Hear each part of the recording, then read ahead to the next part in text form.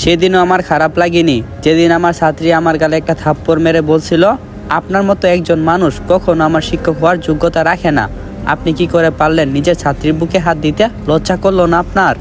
আপনার মতো মানুষকে পুলিশে দেওয়া উচিত। টিউশনির নাম করে আপনারা লুচ্ছামি করে বেড়ান, ছাত্রীদের অসহায়ত্বের সুযোগ নেন। এসব কথা যখন আমার ছাত্রী তার বাবা মায়ের সামনে বলছিল, তখন তার বাবা মা সত্য মিথ্যা যাচাই না করেই আমার ঘাড় ধরে ধাক্কা দিয়ে বাসা থেকে বের করে দিয়েছিল। সেদিন আমাকে কোনো কথা বলতে দেয়নি, বোবা হয়ে গিয়েছিলাম। আমার ছাত্রীর কথা শুনে আমাকে কিছু বলার সুযোগ না দিয়েই অপমান করে বাসা থেকে বের করে দেওয়া হয়েছিল। আমার অপরাধ ছিল আমি আমার ছাত্রীকে নেশা করতে দেখেছিলাম। মাঝে মধ্যে সে নেশা করত, ইয়াবা খেত। সে যখন জানতে পারলো আমি তাকে এসব খেতে দেখছি এবং কি তার বাবা মায়ের কাছে আমি তার সমস্ত কুকর্ম বলে দেব, তখনই সে একটা ঘৃণিত কাজ করলো আমার সাথে। তবে আমি ভেবেছিলাম আমার ছাত্রী জানে না যে তাকে আমি এসব খেতে দেখছি, সেজন্যই আজকে পড়ানোর শেষে ওর বাবা মায়ের কাছে সব বলে দেব বলে ভেবে রেখেছিলাম। কিন্তু যখন আমার ছাত্রী আমাকে অপমান করলো, তখন বুঝতে পারলাম সে আগ থেকেই জানতো আমি তার বাবা মাকে এসব বলে দিতে পারি, তাই সে আমার সাথে এই কাজটা করলো। সত্যি বলতে আমার সেদিন অতটা খারাপ লাগেনি যতটা আজ লাগছে। ওই দিন রাস্তা দিয়ে আসার সময় শুধু চোখ দিয়ে বৃষ্টির মতো জল জল করে পানি পড়ছিল। আর ভাবছিলাম মানুষ নিজের প্রয়োজনে এতটা স্বার্থপর কীভাবে হতে পারে, নিজের প্রয়োজনে কীভাবে একটা মানুষকে এত বাজেভাবে অপমান করতে পারে। কিন্তু সেদিন আমার প্রশ্নগুলো প্রশ্ন হয়ে থেকে গেল, উত্তর খুঁজে পাইনি। আমার কাছে মনে হয় যে আমার জীবনটা একটা অগোছালো। তবে সেদিন একটা জিনিস উপলব্ধি করতে পারছিলাম যে নিজের প্রয়োজনে মানুষ পৃথিবীর জঘন্য কাজটাও করতে দ্বিধাবোধ করে না। সত্যি বলছি, সেদিনও ততটা খারাপ লাগেনি যতটা আজ লাগছে। আজ আমার বাবা আমাকে বাড়ি থেকে চিরদিনের জন্য বের করে দিয়েছে। আমার সৎমা বাবাকে বলছে আমি নাকি তার দিকে খারাপ নজরে তাকাই, তার মেয়েকে নিজের বোনের মতো দেখি না, আদরও করি না। এবং কি আমার সৎ ভাইকে আমি সুযোগ পেলে নাকি গায়ে হাত তুলে, অথচ সৎমা হলেও আমি তাকে নিজের মায়ের মতোই ভালোবাসতাম, শ্রদ্ধা করতাম। আমি জানি না সে কীভাবে একজন মা হয়ে এমন কথা বলতে পারলো। আমার বোনকে কখনো তুই করে বলিনি কোনো দিন। টিফিনের টাকা বাঁচিয়ে তার জন্য উপহার কিনতাম, কিন্তু আজ এসব কিছুই মিথ্যা হয়ে গেছে। মায়ের কথাটাই বাবার কাছে গ্রহণযোগ্য মনে হচ্ছে। বাবাকে বলছিলাম যে আমি কোথায় যাব, তোমাকে ছাড়া যে আমার পৃথিবীতে কেউ নাই। বাবা তোমার পায়ে পড়ে আমাকে প্লিজ আর কয়েকটা দিন থাকতে দাও এখানে। আমি একটা কাজ জোগাড় করতে পারলেই চলে যাব। কিন্তু আমার কপাল খারাপ, আমার এই বেচা চোখের পানিও আমার বাবার কটুর হৃদয়টা গলাতে পারিনি, জায়গা করতে পারিনি তার হৃদয়ে। আমি সেদিন রাতটাও থাকতে পারিনি আমার বাড়িতে। কিন্তু চলে আসার সময় যে খারাপ লাগাটা সাথে নিয়ে এসেছি সেটা এখনো রয়ে গেছে। অথচ ছাত্রীর বাড়িতে যেদিন অপমান হয়েছিলাম সেদিন শুধু চোখের জলই ফেলছিলাম। পরে সব কিছু ভুলে না গেলেও মনে হতো না, কষ্ট পেতাম না। কিন্তু বাড়ি থেকে আসার সময় যে দুঃখটা পেয়েছি সেটা এখনো বলতে পারিনি। অন্ধকার রুমে বসে বসে যখন নীরবে চোখের পানি ফেলছিলাম, তখনই ফোনটা বেজে উঠে চোখ মেলে তাকাতেই দেখি ইসরাতের ফোন। ইসরাত আমার গার্লফ্রেন্ড, 3 বছর হলো আমাদের সম্পর্ক। মাঝে মাঝে মনে হয় মেয়েটা আমাকে অনেক ভালোবাসে, কিন্তু আমি তাকে আজ পর্যন্ত কিছুই দিতে পারিনি। রিসিভ করতে ওই পাশ থেকে ধমকের শব্দ শুনতে পাই, এই ফোন ধরো না কেন, তোমার সাথে আমার জরুরি কথা আছে, দেখা করো আজকে। তখন আমি বললাম আমি আজকে মানসিকভাবে নেই, কয়েকদিন পর দেখা করে। ইসরাত বলল না, আজকে দেখা করতে হবে। ইচ্ছে না থাকা সত্ত্বেও ইসরাতের সাথে দেখা করতে গেলাম, কিন্তু সে দুঃখটা বুঝিনি। সে আমাকে বলল আমি সিদ্ধান্ত নিয়েছি তোমার সাথে আর থাকবো না, বাবার পছন্দ করা ছেলেকেই বিয়ে করব ভেবেছি। আমাদের সম্পর্ক 3 বছর, অথচ তোমার কোনো পরিবর্তন দেখি না আমি। অনার্স শেষ হয়েছে আজ 1 বছর হলো, এখন পর্যন্ত চাকরির ব্যবস্থা করতে পারোনি তুমি, ভবিষ্যৎ নিয়ে কোনো চিন্তা নেই তোমার। এভাবে চলে না স্বামী, চলো শেষ করি সব। তখন স্বামী বলল অনেক দিন আগেই তুমি আমার থেকে দূরে সরে গিয়েছো, আজকে শুধু আমাকে জানাতে এসেছো। আসলে ইসরাত, আমি তোমার যোগ্যই ছিলাম না। এতদিন জানতাম ভালোবাসতে অন্তত টাকা লাগে না, পৃথিবীর আর কোথাও শান্তি না থাকলেও ভালোবাসার মধ্যে শান্তিটা আছে। কিন্তু সেটাও আজকে ভুল প্রমাণিত হলো। ভালো থেকো ইসরাত। আমার জীবনযুদ্ধে আমি কখনো কাউকে পাশে পাইনি, বাবা মা ভাই বোন, ভালোবাসার মানুষ কাউকে না।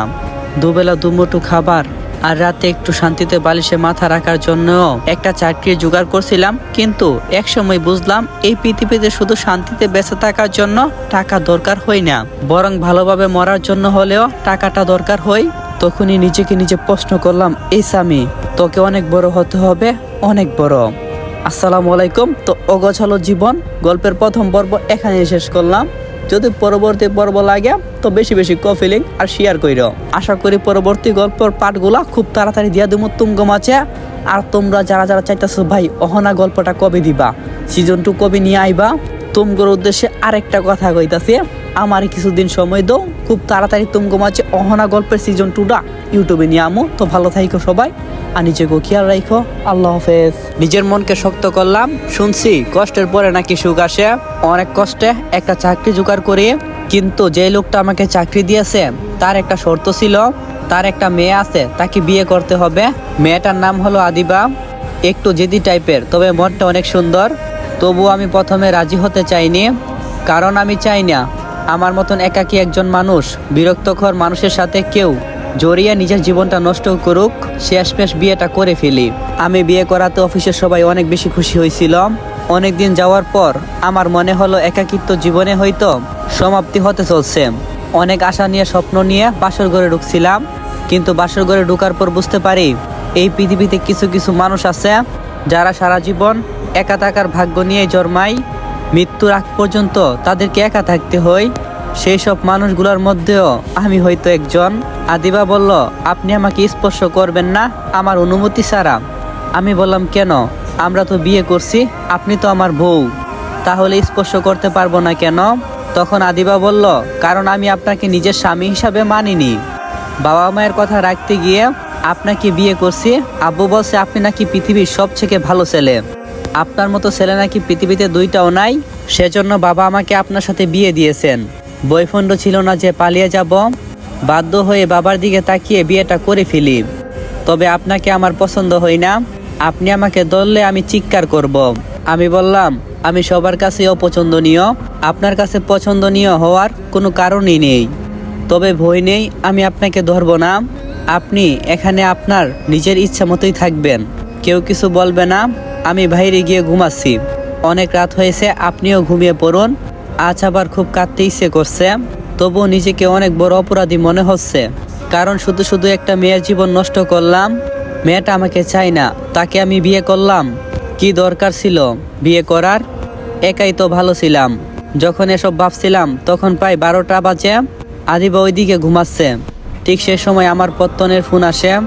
আমি কখনো কোনোদিন কল্পনা করিনি ইস্তাদের সাথে আবারও আমার কথা হবে, কিন্তু আমি ফোনটা ধরলাম না। সে আবার ফোন দিচ্ছে, কিন্তু আমার ফোনটা রিসিভ করতে ইচ্ছে করছে না। ফোনটা বন্ধ করে রেখে ঘুমিয়ে গেলাম। আজ এতদিন হয়ে গেল কোনো খবর নেই নিয়ে, তার সাথে কথা বলার কোনো দরকার নেই আমার, কিন্তু কথা বলতে হবে সেটা আমি খুব ভালো করে জানি, কারণ জীবনের প্রথম ভালোবাসাগুলা কখনো ভোলা যায় না। তাদের সাথে কাটানো প্রত্যেকটা সময় আমাদেরকে বিভিন্নভাবে আঘাত করে। সকালে ফোন খুলতেই দেখলাম ইসরাত আবার ফোন দিছে। তখন একটা দীর্ঘ নিঃশ্বাস ছাড়লাম। রিসিভ না করেও থাকতে পারবো না, তবে কোনো খারাপ খবর শোনার আগে আজকে রাতটা অন্তত একটু শান্তিতে ঘুমাতে চাই আমি। আসসালামু আলাইকুম। তো দ্বিতীয় পর্বটা এখানেই সমাপ্ত করলাম। পরবর্তী পর্ব লাগলে অবশ্যই কমেন্ট বক্সে কমেন্ট করবেন। আর আপনাকে অহনা গল্পের সিজন 2 আশা করি কালকে রাতে ইউটিউবে আপলোড দেওয়া হইব। আপনারা সবাই ওইখান থেকে দেখে নেবেন। আর ভালো থাকেন সবাই, আল্লাহ হাফেজ। অগোছালো জীবন গল্পের আর একটা পর্বে আপনাদের সবাইকে স্বাগতম। তো কেমন আছেন আপনারা? আশা করি আল্লাহর রহমতে অনেকটাই ভালো আছেন। আল্লাহর রহমতে আর আপনাদের ভালোবাসায় আমি অনেকটাই ভালো আছি। তো আর বেশি কথা না বলে চলো আমরা গল্পটা শুরু করি। বসন্তের প্রথম সকালে ঝিরঝির বাতাসে শুশু শব্দে ঘুমটা ভেঙে গেল। ঘুম ভেঙে উঠে বাইরে তাকাতেই আলাদা একটা ভালো লাগা অনুভূতি কাজ করছে। আমার 25 বছরের জীবনের এরকম ভালো লাগা মতো সকাল আগে কখনো দেখা হয়নি। মন মুক্তকর একটা পরিবেশ। দরজাটা ভিতর থেকে আটকানো, তার মানে আদিবা এখনো ঘুম থেকে উঠেনি। রুমে যাওয়ারও কোনো সুযোগ নেই। সময় দেওয়ার জন্য ফোনের দিকে তাকাতেই অন্ধকার অনুভব করলাম। পরে মনে হলো রাতে ঘুমানোর আগে মোবাইলটা বন্ধ করে ঘুমিয়েছিলাম। ফোনটা অন করতেই সময়টা চোখের সামনে ভেসে উঠল। 9টা বাজে। অফিসেও যেতে পারলাম না। নতুন বিয়ে করার পর অফিসে না যাওয়া আরও একটা বিরক্তিকর ব্যাপার। অনেকে অনেক কিছু জিজ্ঞাসা করবে, ফান করবে, অথচ তারা কখনো জানবে না বাসর রাতে আসলে আমার উপর দিয়ে কত বড় একটা ঝড় বয়ে গেছে। ভাবলাম আদিবাকে ডাক দেই, কতক্ষণ আর বাহিরে থাকা যায়। সেই রাত থেকে বাহিরে আছি। কেউ যদি দেখে নতুন বউ রেখে বারান্দায় দাঁড়িয়ে আছি, তাহলে লোক কি বলবে? তাই দরজা লক করবো বলে এগিয়ে গেলাম। ঠিক ওই সময় ফোনটা বেজে উঠলো। বুঝতে বাকি রইল না যে ইসরাতের ফোন। তবুও শিওর হওয়ার জন্য ফোনের স্ক্রিনে তাকিয়ে নিলাম একবার। ভাবলাম আদিবাকে বিরক্ত না করে ওর সাথে একটু কথা বলি। আর তাছাড়া ও রাতে কয়েকবার ফোন দিছিল। ফোন রিসিভ করে বললাম, এতদিন পর কি মনে করে ফোন দিয়েছ? ইসরাত বলল, কেন ফোন দিতে পারি না? তখন আমি বললাম, না, তোমার আমার সম্পর্কটা এখন এমন অবস্থায় যেটা শেষ হয়ে গেছে ইসরাত। ফোন দেওয়ার কোনো প্রয়োজন নেই তোমার। ইসরাত বলল, এত কথা বুঝি না, কেমন আছো? আমি বললাম, এই তো ভালোই আছি। ইসরাত বলল, ভালো? আর বলল, আমাকে জিজ্ঞাসা করবে না আমি কেমন আছি? আমি বললাম, জিজ্ঞাসা করার কোনো প্রয়োজন নেই। ইসরাত বলল, কেন আমাকে ঘৃণা করো? আমি বললাম, কিছু কিছু মানুষ আছে যারা সবসময় ভালো থাকে, তাদের মধ্যে আপনিও একজন। আর আপনাকে ঘৃণা করার মতো কোনো কিছুই নেই, কোনো কারণ আমি পাচ্ছি না। সবাই আমাকেই ঘৃণা করবে, আমি কাউকে ঘৃণা করার সুযোগ পাই না। ইসরাত বলল, এমনভাবে বলো না প্লিজ, আমি সহ্য করতে পারি না। আমি তোমার সাথে যা করছি তার জন্য প্রতিদিন কষ্টর ধাবালে আমি পড়ি। আমি বললাম, কি জন্য ফোন দিয়েছো সেটা বলো। ইসরাত বলল, কোনো উদ্দেশ্য ছাড়া কি ফোন দিতে পারি না? আমি বললাম, 2 বছর আগে বিশ্বাস করতাম, কিন্তু এখন আর সময়টা বদলে গেছে, সাথে আমি মানুষটাও। ইসরাত বলল, আমাকে ক্ষমা করা যায় না? আমি বললাম, তোমাকে ক্ষমা করলে আমার আত্মা আমাকে কখনো ক্ষমা করবে না। যখন আমার খারাপ সময়গুলোতে তোমাকে দরকার ছিল, তখন তুমি আমাকে দুঃখের সাগরে ফেলে চলে গিয়েছিলে সুখের সন্ধানে। আমি মনে প্রাণে বিশ্বাস করতাম, পৃথিবীর আর কেউ আমার পাশে না থাকলে তুমি আমার পাশে ঠিকই থাকবে, আমার জন্য যুদ্ধের সেনাপতি হয়ে আমাকে সাহায্য করবে জীবনে জয়ী হওয়ার, আমার সফলতার পিছনে থাকবে তুমি। কিন্তু তুমিও সেই সবার মতোই নিজের সুখটাকে বড় করে দেখেছো। তোমার সুখের কাছে আমার দুঃখটা তুচ্ছ, তাই তো তুমি আমাকে একা রেখে চলে গিয়েছিলে। একবারও ভাবনি আমার কি হবে, তোমার দেওয়া কথাগুলোতে আমি কতটা কষ্ট পাবো। ইসরাত বলল, ভুল তো মানুষেরই হই, আমিও না ভুল করছি। আমি বললাম, কিছু ভুলের ক্ষমা কখনো হয় না। আর আমি আগের মতো নেই, বিবাহিত একজন পুরুষ। তুমি তোমার স্বামীকে নিয়ে সুখে থাকার চেষ্টা করবে, এটাই ভালো। কথা শেষ করে আলাদা একটা ভালো লাগা কাজ করছিল ওই দিন। মনে হয়েছিল আমার ভালোবাসাটা ফুরিয়ে যায়নি, এখনো বেঁচে আছে। যে মানুষটা আপনাকে একদিন ছেড়ে চলে গিয়েছিল, সেই মানুষটা যদি অনেক কাল পরে কোনো একদিন আপনাকে ফোন দিয়ে আপনার সাথে কথা বলে আর অনুতপ্ত হই, তাহলে বুঝে নেবেন আপনার ভালোবাসাটা মিথ্যা ছিল না, সে আপনাকে মনে রেখেছে। এটা বা কম কিসের? কয়জনই বা আছে এই পৃথিবীতে যারা অন্য কারোর সাথে জীবন সংসারে জড়িয়ে পড়ার পরেও ভালোবাসার মানুষটাকে মনে রাখে। আমি যখন কল্পনার ভিতরে চলে গিয়েছি, তখন একটা শব্দ পাই, দরজা খুলছে কেউ। যে দেখি আদিবা দরজার সামনে দাঁড়িয়ে আছে। তার দিকে তাকাতেই পৃথিবীটা আবার নতুন করে বাঁচার ইচ্ছা হলো। ইচ্ছে হলো অতীতের দুঃখ, কষ্ট, হতাশা সবকিছু পিছনে ফেলে আবার তার সাথে নতুন করে জীবনটা শুরু করি। যে জীবনে দুঃখ নামক জিনিসটা থাকবে না, সেটা কোনো জীবনই না, কারণ সেটা তো আর পেন্সিলের কালি দিয়ে লেখা না, যা ভালোভাবে মুছলে মুছে যাবে। মানুষের জীবনের ভালো অতীতগুলো বেশি দিন মনে থাকে না, কিন্তু খারাপ অতীতগুলো কখনো ভুলতে পারবেন না। আদিবাকে দেখে মনে হলো এই পৃথিবীতে সবচেয়ে সুন্দর আর নিষ্পাপ মানুষটা আমার সামনে দাঁড়িয়ে আছে। শুনছি ঘুমান্ত অবস্থায় মেয়েদেরকে সবচেয়ে সুন্দর দেখায়, কিন্তু আজ আদিবাকে দেখার পর সেই ধারণাটা মিথ্যা হয়ে গেল, কারণ সে কিছুক্ষণ আগে হয়তো ঘুমিয়েছিল, এখন ফ্রেশ হয়েছে। সে আমাকে বলল, আমার জন্য আপনাকে অনেক কষ্ট সহ্য করতে হলো, বারান্দায় ঘুমাতে হলো। আমি বললাম, না সমস্যা নেই। আদিবা বলল, আমি ফ্রেশ হয়ে এসেছি, আর আপনিও ফ্রেশ হয়ে নেন, সারা রাত বাহিরে ছিলেন, চাইলে একটু ঘুমিয়ে নিতে পারেন। আমি বললাম, আচ্ছা ঠিক আছে। আমি তখন মনে মনে ভাবলাম, আদিবা কি আমাকে ভালোবাসে? তখনই আমার ভাবনাকে মিথ্যা করে দিয়ে আদিবা বলল, এসব দেখে আবার ভাববেন না যে আমি আপনার প্রতি ভালোবাসা দেখাচ্ছি। আমি আমার সিদ্ধান্ত সবসময় স্থির থাকবো। আমি বললাম, সমস্যা নেই, আমি তেমন কোনো কিছুই মনে করব না। আদিবা বলল, তবে আমরা বন্ধু হিসাবে থাকতে পারি, যদিও আমাদেরকে একসাথেই থাকতে হবে। আমি কিছু না বলে ফ্রেশ হওয়ার জন্য ওয়াশরুমে চলে যাই। কিছুক্ষণ পর অফিস থেকে বাসায় ফিরছিলাম, রিক্সা না পেয়ে রাস্তার একপাশে ফুটপাত দিয়ে উদাস মনে ঠিকানাবিহীন পাখির মতো হাঁটছিলাম, আর ভাবছিলাম 25টা বসন্ত কেটে গেল, এই পর্যন্ত এমন একজন মানুষ পেলাম না যে আমাকে একটু ভালোবাসবে, আপন ভাববে, আমার এই হৃদয়ে খুব গভীর একটা জায়গা করে নেবে। এমন সময় বুঝতে পারলাম আমার হাত কেউ শক্ত করে টেনে রেখেছে। চেয়ে দেখলাম 10-12 বছরের একটা মেয়ে ফুল হাতে নিয়ে আমার হাত ধরে আছে। মেয়েটা দেখতে নিষ্পাপ, ফুলের মতো, ফুল হয়ে ফুল বিক্রি করছে। তখন আমি বললাম, কি চাই তোর, কিছু বলবি? মেয়েটা বলল, স্যার একটা ফুল নেন, আপনার প্রিয় কাউকে দিয়েন। আমি বললাম, আমার তো প্রিয় মানুষ কেউ নেই, ফুল দিয়ে কি করব বলো? ফুল তো ভালোবাসার মানুষকে দিতে হয়, আমার তেমন কেউ নেই। মেয়েটা বলল, তবুও নেন, না নিলে আপনার হাত ছাড়বো না। আমি বললাম, তুই তো দেখছি, আচ্ছা আমি টাকা দিচ্ছি, ফুলটা তুই রেখে দে, অন্য কাউকে দিয়ে দিস। মেয়েটাকে টাকা দিয়ে যখন চলে আসবো তখন মেয়েটা ফুল না নিয়ে আমাকে আসতে দিল না। হেরে গেলাম মেয়েটার জেদের কাছে, বাধ্য হয়ে একগুচ্ছ গোলাপ ফুল হাতে নিয়ে বাড়ির উদ্দেশ্যে রওনা হলাম। দরজার সামনে ফুলগুলো হাতে নিয়ে দাঁড়িয়ে আছি, ভাবেছিলাম ফুলের গুচ্ছটা আদিবাকে দেব, কিন্তু দরজা খুলতে আমাকে ফুল হাতে দেখে আদিবা যে কথা বলল সেটা শোনার জন্য মোটেও আমি প্রস্তুত ছিলাম না, কল্পনাও করতে পারিনি। এসব ফুল টুনে নে কি প্রমাণ করতে চান? ভালোবাসা দেখাতে চান? আমার এসব লোভ দেখানো ভালোবাসা একদম পছন্দ না। আমি আগেই বলছি, পরেও বলছি, আপনাকে আমার পছন্দ হয় না। আদিবাকে বলতে ইচ্ছে করছিল, গোলাপের গুচ্ছটা আমি ইচ্ছা করে নিয়ে আসিনি, পরিস্থিতি এমন ছিল যে না নিয়ে আসতে পারিনি, আর নিয়ে আসলেও তো তার জন্য নিয়ে আসিনি, কিন্তু কেন জানি বলতে ইচ্ছে করলো না। আর আমি বললাম, আচ্ছা আপনি কি ডিভোর্স চান? আপনি চাইলে যে কোনো সময় আমাকে ছেড়ে চলে যেতে পারেন।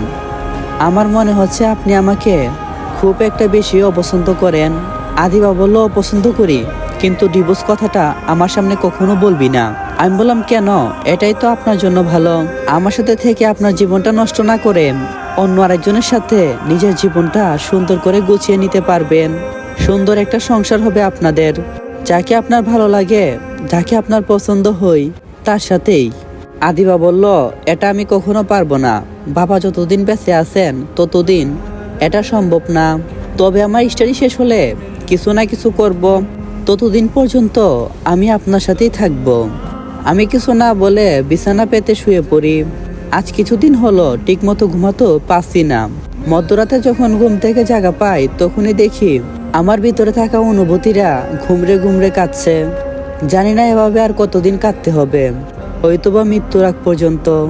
মাতৃগর্ভ থেকে ভূমিষ্ঠ হওয়ার পরে প্রতিটি মানুষের একজনকে অবলম্বন করে বেড়ে ওঠে, ভবিষ্যতে পথ এগিয়ে চলে। একটি হাসি মুখে দুটি চোখের জলের জন্য মানুষ এত কি করে।